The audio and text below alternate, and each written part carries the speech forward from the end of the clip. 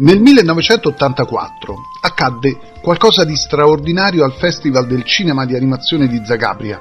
Era, insieme a quello di Annecy che si svolgeva negli anni dispari, il più importante festival al mondo per i cartoni animati. D'altra parte, la scuola di Zagabria era stata al centro di una rivoluzione artistica, in un mondo che era fatto soprattutto di cortometraggi e di opere d'autore. Ebbene, in quell'anno la giuria, che contava tra gli altri Osvaldo Cavandoli, il creatore della celebre linea, decise di assegnare il Gran Premio per il miglior cortometraggio a un film giapponese. Si intitola Jumping e mostra la soggettiva di un personaggio che non si vede mai e quindi non si sa chi sia, se un uomo, un animale, uno spirito, che comincia a saltare all'interno di una stradina tipicamente giapponese.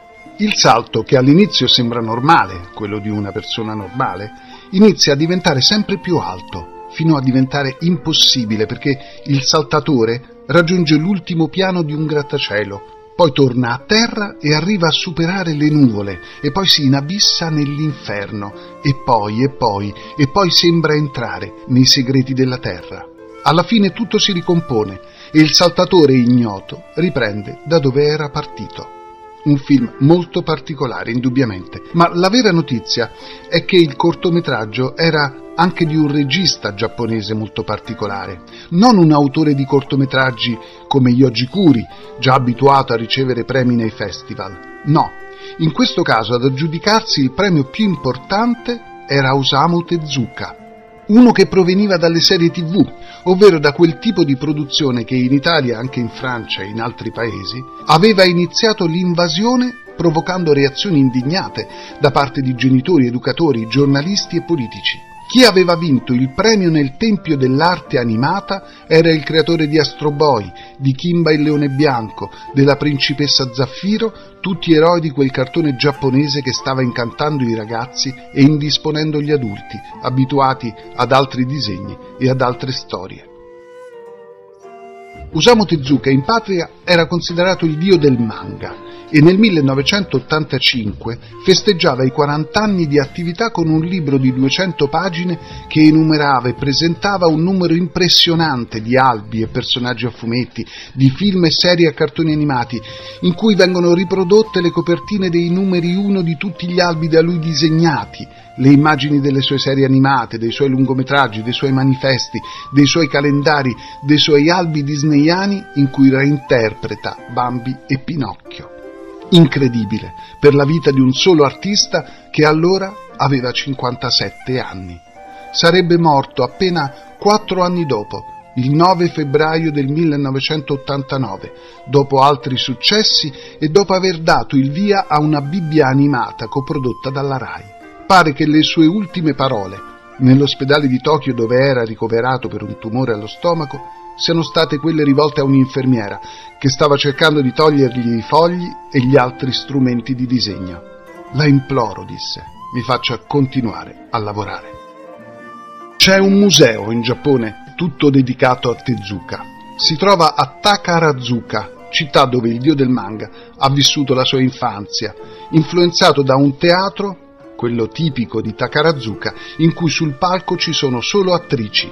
La storia della principessa Zaffiro, costretta a fingere di essere un maschio per poter aspirare al trono, viene sicuramente da lì.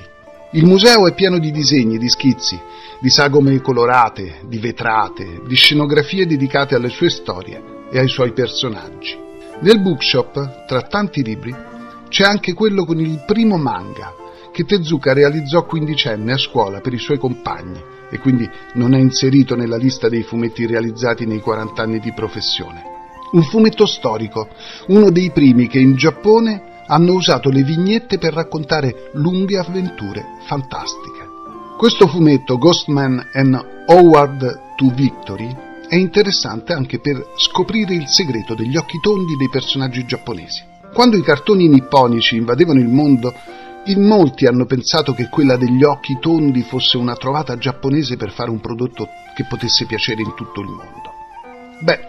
È una sorpresa vedere che anche in questa storia, realizzata molto tempo prima che l'industria del cartone animato giapponese nascesse, tutti i personaggi hanno gli occhi rotondi o ovali. Per alcuni sono dei cerchi riempiti di nero, per altri dei cerchi vuoti con un puntino nero. E comunque gli occhi sono preminenti rispetto agli altri elementi del volto. E perché questa scelta?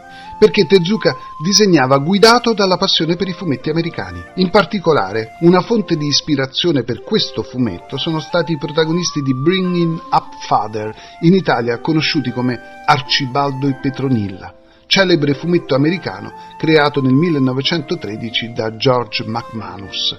Arcibaldo e Petronilla qui compiono una sorta di partecipazione speciale, con i loro vestiti da poveri arricchiti grazie a una vincita alla lotteria e con i loro grandi occhi tondi. Sappiamo che nei primi giorni della sua professione di fumettista nel 1953, Tezuka ha vissuto in quello che poi è stato chiamato appartamento manga, una casa di nuova costruzione nel quartiere Toshima, con l'affitto basso in una buona zona di Tokyo. Poi il destino ha voluto che le camere intorno alla sua cominciassero ad essere occupate da altri fumettisti, con cui Tezuka aveva la possibilità di scambiare idee e amicizie, passioni e difficoltà. Tra gli altri vennero a vivere nell'appartamento manga Hiroshi Fujimoto e Moto Abiko, che divennero famosi con lo pseudonimo di Fujiko Fujo e un personaggio storico dell'animazione giapponese, il gatto Doraemon. Ai suoi amici, quando non erano ancora famosi, Tezuka pagò l'affitto fino a quando non furono in grado di restituire il prestito. Ma Tezuka in quel tempo era comunque un gran risparmiatore. Certo, non risparmiava sui biglietti del cinema, lui che quasi ogni giorno andava a vedere Bambi o Pinocchio di Disney, magari solo per vedere una scena e poi tornare al lavoro. Tezuka però risparmiava per realizzare il proprio sogno, quello di fare cartoni animati.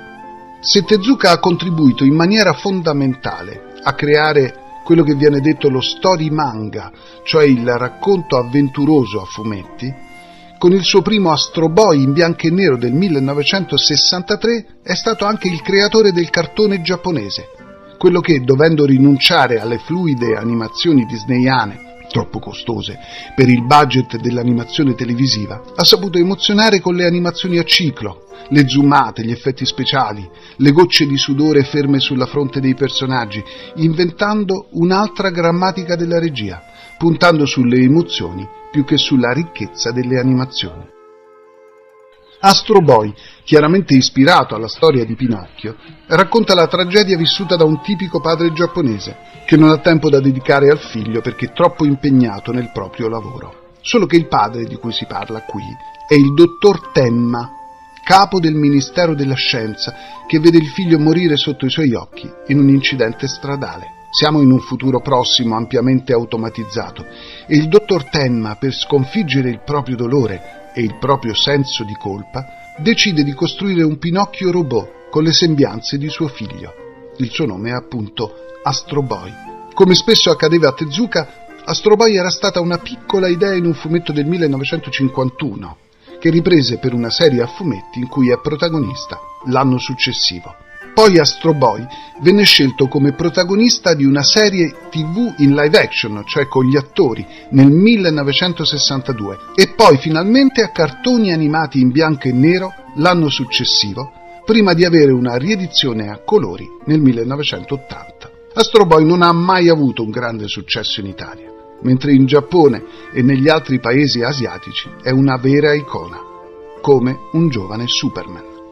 Ma come nasce l'idea di questa nuova grammatica del cartone animato giapponese creata da Tezuka? Eliminata la possibilità di disegnare 12 disegni al secondo, eliminata finalmente l'idea di rifare il verso a Disney, in quasi tutti i paesi del mondo dell'animazione c'è chi prima o poi ha tentato questa strada, solitamente producendosi in prove imbarazzanti, i nipponici si inventano un'altra via, quella della soggettività. Il cartone del gruppo o della famiglia, tipicamente americano, diventa in Giappone quello dell'individuo, molto spesso del ragazzo che è solo di fronte allo schermo televisivo.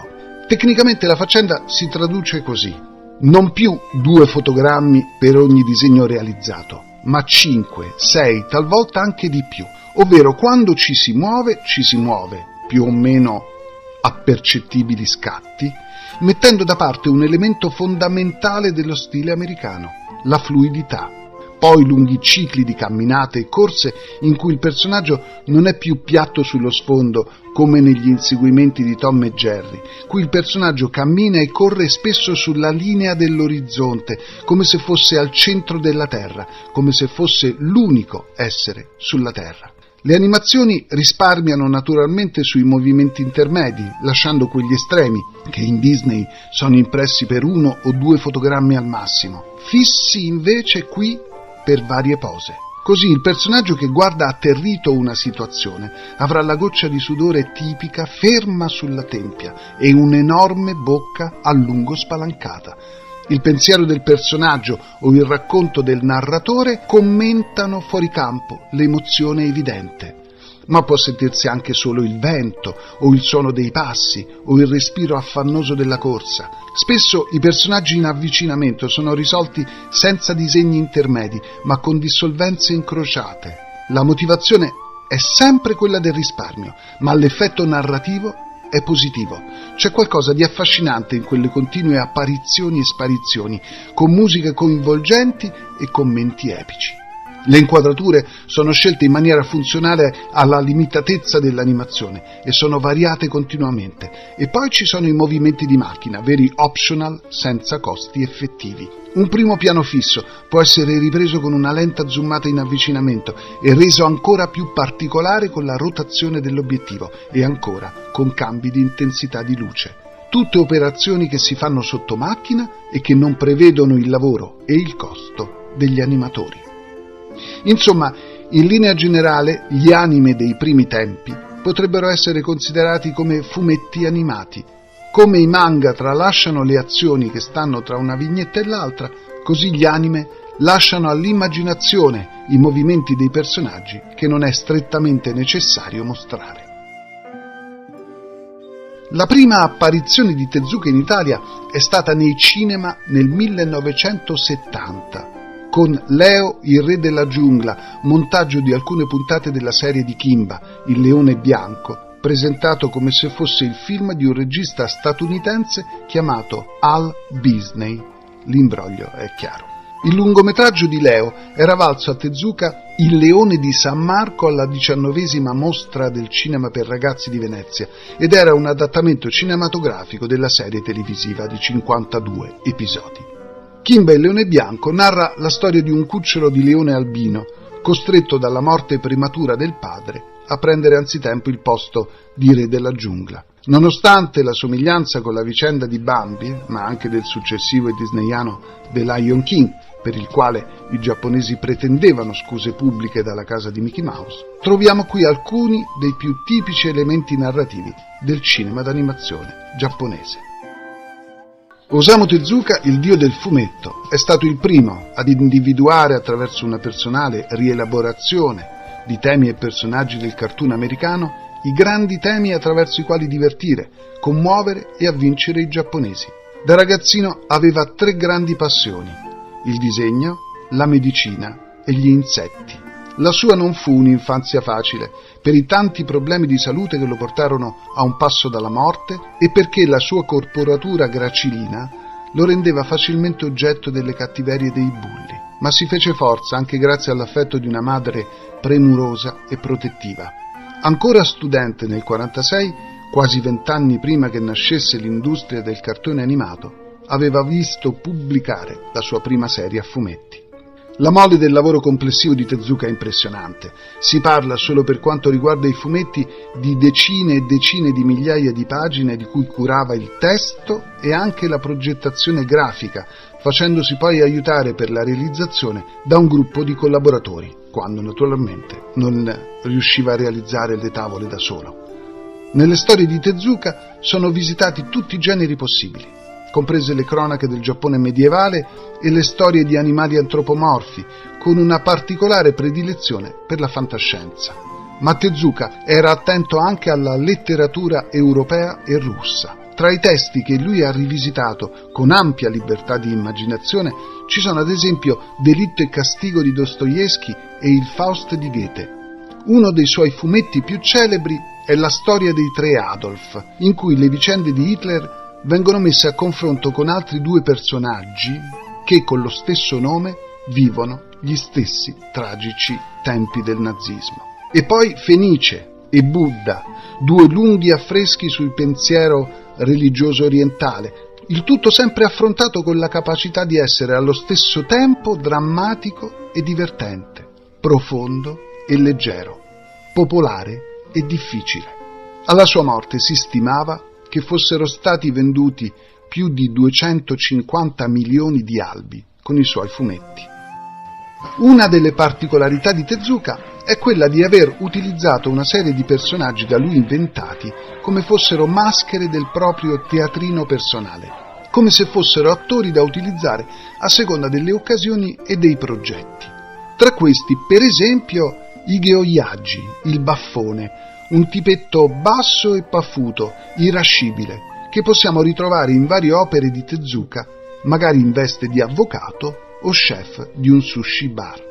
In alcuni fumetti di Tezuka non mancano situazioni di violenza, che spesso coincidono con i momenti più drammatici. Sorprende invece in molti suoi lavori una stravagante fusione tra avventura e umorismo, piuttosto stridente per i nostri gusti, come se, dopo una sequenza tesa di un film d'azione, ci fosse un'intrusione del coyote di Bip Bip. I personaggi comici si ispirano di frequente a quelli dei Fleischer, Bluto, il cattivo di Braccio di Ferro, ad esempio, e di Disney. In questo genere di personaggi buffi tra i seri si inserisce anche la volpe, che Tezuka ha voluto introdurre nelle cupe storie della Bibbia prodotte da Rai 1 e, come già detto, da lui realizzate negli ultimi mesi di vita.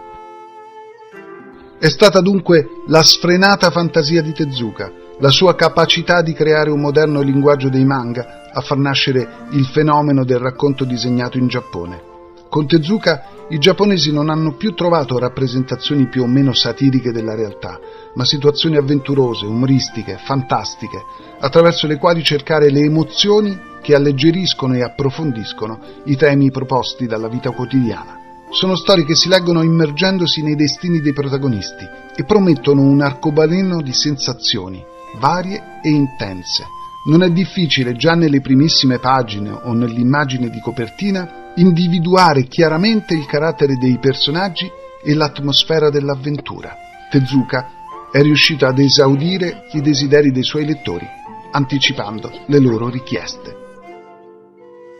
Dopo il premio Azzagabria per Jumping, Tezuka ricevette altri importanti riconoscimenti, tra cui il Grand Prix a Hiroshima del 1985 per uno stranissimo film, Onboro Film, un film tutto rotto, un altro cortometraggio.